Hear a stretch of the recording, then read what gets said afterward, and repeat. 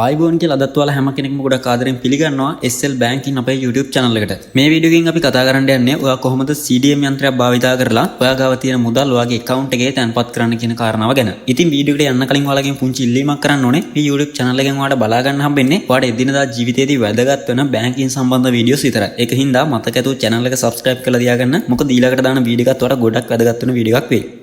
හරි මේ වැඩේ කරනවා මුලින්ම කරන්න ඕනේ CDM යන්ත්‍රයක් ගාවට යන එක. ඉතින් මම මේ වෙලාවේදී ගිහින් තියෙන්නේ BOC CDM යන්ත්‍රයක් ගාවට. ගොඩක් දෙනෙක් මම මේ සම්බන්ධයෙන් කරලා තිබ්බ කලින් වීඩියෝ එකට කමෙන්ට් කරලා තිබ්බා CDM එකෙන් සල්ලි දාන්න පුළුවන් මොන account එකකටද කියලා. ඉතින් ඔයාලා දැනගන්න ඕනේ ඔයා BOC CDM එක භාවිතා කරලා ඔයාට සල්ලි දාන්න පුළුවන් ඉන්නේ BOC account වලට විතරයි. ඒ කියන්නේ ඔයාට People's Bank වත් Commercial Bank වත් වෙන කිසිම account එකකට BOC CDM යන්ත්‍රයක් භාවිතා කරලා සල්ලි තැන්පත් කරන්න අවස්ථාවක් නැහැ. ඒක හින්දා ඔයා මතක ඇතුව සල්ලි දාන්න යන account එක මොන බැංක් එකේද කියලා බලලා ඒ බැංක් එකේ CDM එකක් ගාවට තමයි මේ විදිහට යන්න ඕනේ. හරි මේ වෙලාවේදී ඔයාලට බලා ගන්න හම්බෙන්නේ BOC CDM යන්ත්‍රයක්. මේකට ගියපු ගමන් අපිට බලා ගන්න පුළුවන් පල්ලෙහෙන් පෙන්නනවා කාඩ් රහිත ගනුදෙනු කියලා. ඉතින් මේ වෙලාවේදී මුලින්ම ඔයා මේ අදාළ මෙනු එක ඉස්සරහින් තියෙන බටන් එක ක්ලික් කරන්න ඕනේ. එහෙම නැත්නම් ඔයාලට පුළුවන් ඔයා ගියපු CDM යන්ත්‍රේ touch screen එකක් තියෙන CDM යන්ත්‍රයක් නම් කෙලින්ම display එකේ මේ අදාළ මෙනු වලින් ක්ලික් කරන්නත් පුළුවන්. හරි මම මේ විදිහට මේ බටන් එක මෙතන ක්ලික් කරනවා.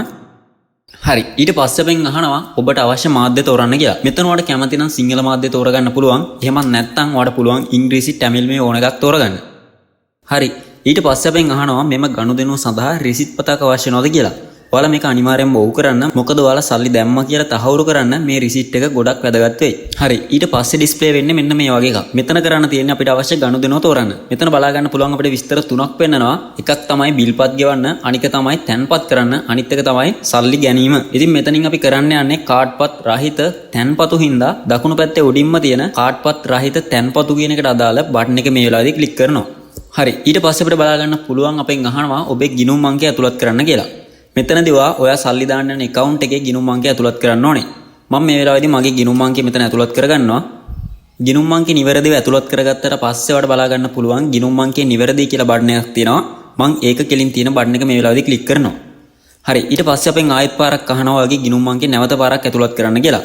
මෙතන ඔයා කලින් ඇතුළත් කරපු ගිණුම් අංකයෙන් නැවත පාරක් නිවැරදිව ඇතුළත් කරන්න ඕනේ. ඉතින් ඊට පස්සේ කලින් කරා වගේම ගිණුම් අංකය නිවැරදි කියන බටන් එකත් මේ වෙලාවේදී ක්ලික් කරන්න ඕනේ. හරි ඊට පස්සේ අපිට ඩිස්ප්ලේ වෙන්නේ ගිණුම් හිමියාගේ විස්තර සනාථ කරන්න කියලා එකක්. මෙතනදී අපිට බලා ගන්න පුළුවන් අපි ඇතුළත් කරපු ගිණුම් අංකය සහ ඒ අදාළ ගිණුම් හිමියාගේ නම බලා ගන්න පුළුවන්. ඉතින් ඔයා ඇතුළත් කරපු ගිණුම් අංකයට අදාළව ඔයා සල්ලි දාන්න යන account එකේ ගිණුම් හිමියාගේ නම නිවැරදිව තියෙනවද කියලා ඔයා අනිවාර්යයෙන්ම මෙතනදී බලන්න ඕනේ. බැරි වෙලාවත් ඔයා ඇතුළත් කරපු ගිණුම් අංකයේ අංකයක් හරි දෙකක් හරි වැරදිලා තිබ්බොත් ඔයාට මෙතන පෙන්වන්නේ වෙන කෙනෙක්ගේ නමක්. එහෙම වුණොත් ඔයා මේක කැන්සල් කරලා සල්ලි දාන එක නවත්තන්න ඕනේ. මෙතනවා සල්ලි දාන්න යන කෙනාගේ නම නිවැරදිව තියෙනවා නම් විතරක් තහවුරු කරමි කියන බටන් එක මේ වෙලාවේදී ක්ලික් කරන්න ඕනේ. හරි දැන් අපිට බලා ගන්න පුළුවන් විස්තර කීපයක් ඇතුළත් කරලා තියෙනවා. මෙතනදී ඔයාලා දැනගන්න ඕනේ මුදල් නෝට්ටු ප්‍රමාණය 200ට වඩා අඩු වෙන්න ඕනේ. ඒ කියන්නේ ගොඩක් දෙනෙක්ට තියෙන ප්‍රශ්නයක් තමයි ඔයාට දාන්න පුළුවන් රුපියල් 200ද කියන එක. නෑ මෙතනදී අපිට කියලා තියෙන්නේ රුපියල් 200ක් නෙවෙයි. ඔයා දානවා නම් නෝට්ටු 200ට අඩු ප්‍රමාණයක් තමයි දාන්න ඕනේ. ඒ කියන්නේ උදාහරණයක් විදිහට ඔයාට 1011 වුණත් 199ක්ම දාන්න පුළුවන්. නැත්නම් 5011 199ක් දාන්න පුළුවන්. මේ විදිහට නෝට්ටු 200ට වඩා අඩු වෙන්න තමයි ඔයා සල්ලි තැන්පත් කරන්න ඕනේ. හරි ඊට අමතරව මෙතන අපිට කියලා තියෙනවා කාසි, රබර් පටි, ඇනොම් කටු මේ වගේ දේවල් ඉවත් කරන්න කියලා. මේ වෙලාවේදී මට බලා ගන්න පුළුවන් සල්ලි දාන්න යන කවුළුව පල්ලෙහෙන් ඇරිලා තියෙන්නේ. ඉතින් මේ වෙලාවේදී මම කරන්නේ මං ගාව තියෙන මුදල් නෝට්ටු ප්‍රමාණය මේ කවුළුව ඇතුළත් කරන එක. මෙතනදී ඔය සැලකිලිමත් වෙන්න ඕන දෙයක් තියෙනවා. ඔය ඇතුළත් කරන මුදල් නෝට්ටුව 34 තමයි ඇතුළත් කරන්න ඕනේ. ඒකේ ඉහළ පහළ ප්‍රශ්නයක් වෙන්නේ නැහැ. ඔයා 34 වගේ මුදල් නෝට්ටුව ඇතුළත් කරනවා නම් අනිවාර්යයෙන්ම මැෂින් එක ඇතුළට ඒක යනවා. ඉතින් ඔයාගේ සල්ලි ටික CDM මැෂින් එකේ අදාළ කවුළුවට දැම්මට පස්සේ මෙතන මේ ඊතලයේ කෙලින් තියෙන බටන් එක ක්ලික් කරන්න ඕනේ. හරි දැන් අපේ මුදල් නෝට්ටු පරීක්ෂා කරන්න ටික වෙලාවක් ඉල්ලනවා. ඊට පස්සේ අපිට ඩිස්ප්ලේ වෙන්නේ මෙන්න මේ වගේ එකක්.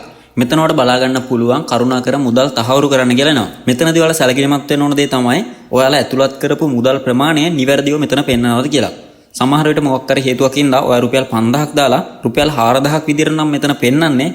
ඔයා මේක තහවුරු කරමි කියන එක නැතුව ඊට යටින් තියෙන අවලංගු කරමි කියන එක ඔබලා ඔයාගේ සල්ලි ටික එළියට ගන්න ඕනේ. සාමාන්‍යයෙන් මේ වගේ දෙයක් වෙන්නේ නැහැ. ගොඩක් වෙලාවට මේ CDM යන්ත්‍රයක් හරියටම වැඩ කරනවා. ඒක හින්දා ඔයා දැම්ම සල්ලි ගන්න මෙතන නිවැරදිවම තියෙනවා නම් ඔයාට පුළුවන් තහවුරු කරමි කියන බටන් එක ක්ලික් කරන්න. එහෙමත් නැත්නම් ඔයාට දකුණු පැත්තේ පෙන්නන තව සල්ලි කීයක් හරි මේකට ඇඩ් කරන්න ඕන නම් ඔයාට පුළුවන් ඒක හරහා ගිහින් ආයෙත් CDM යන්ත්‍රයේ සල්ලි දාන කවුළුව අරගෙන ඔයාගේ ඉතුරු ගාණත් ඒකට ඇතුළත් කරගන්න. හරි. දැන් මම මේකට දාලා තියෙන්නේ රුපියල් 1000ක්. ඒ 1000 මට මෙතන නිවැරදිව පෙන්නනවා. ඒක හින්දා තහවුරු කරමි කියන බටන් එක මේ වෙලාවේදී මම ක්ලික් කරනවා. හරි. ඊට පස්සේ අපිට ඩිස්ප්ලේ වෙන්නේ මෙන්න මේ වගේ දෙයක්. මෙතන අපිට කරන්න තියෙන්නේ මුදල් තැන්පත්කරුගේ ජාතික හැදුනුම්පත් අංකය ඇතුළත් කරන්න කියලා. ඉතින් ඔයා වෙන කෙනෙක්ගේ account එකට සල්ලි දාන්න ගියත්, ඔයාගේම account එකකට සල්ලි දාන්න ගියත්, ඔයා මෙතන ඇතුළත් කරන්න ඕනේ ඔයාගේ ඩෙන්ටිටි අංකය. මොකක් හරි හේතුවක් හින්දා ඔයාට මේ සල්ලි දැම්මේ ඔයා කියලා තහවුරු කරගන්න මේ ඔයා ඇතුළත් කරන ඩෙන්ටිටි අංකය සහ ඔයාගේ දුරකථන අංකය ගොඩක්ම වැදගත් වෙනවා. ඒක හින්දා මතක ඇතුව ඔයාගේ ඩෙන්ටිටි අංකය නිවැරදිව මෙතන ඇතුළත් කරගන්න ඕනේ. හරි. දැන් මම මගේ ඩෙන්ටිටි අංකය මේ විදිහට ඇතුළත් කරගන්න. ඊට පස්සේ කරන්නේ මෙතන පල්ලෙහෙන් තියෙන නිවැරදි කියන බටන් එක කලින් වගේම ක්ලික් කරන එක. හරි. ඒකෙන් පස්සේ අපිට ආයෙත් ඩිස්ප්ලේ වෙනවා කරුණාකර ජංගම දුරකථන අංකය ඇතුළත් කරන්න කියලා. මෙතනදී මම කරන්නේ මගේ ජංගම දුරකථන අංකය ඇතුළත් කරන එක. කලින් වගේම ජංගම දුරකථනය නිවැරදිව ඇතුළත් කරාට පස්සේ නිවැරදි කියන එකත් මේ වෙලාවේදී මම ක්ලික් කරනවා.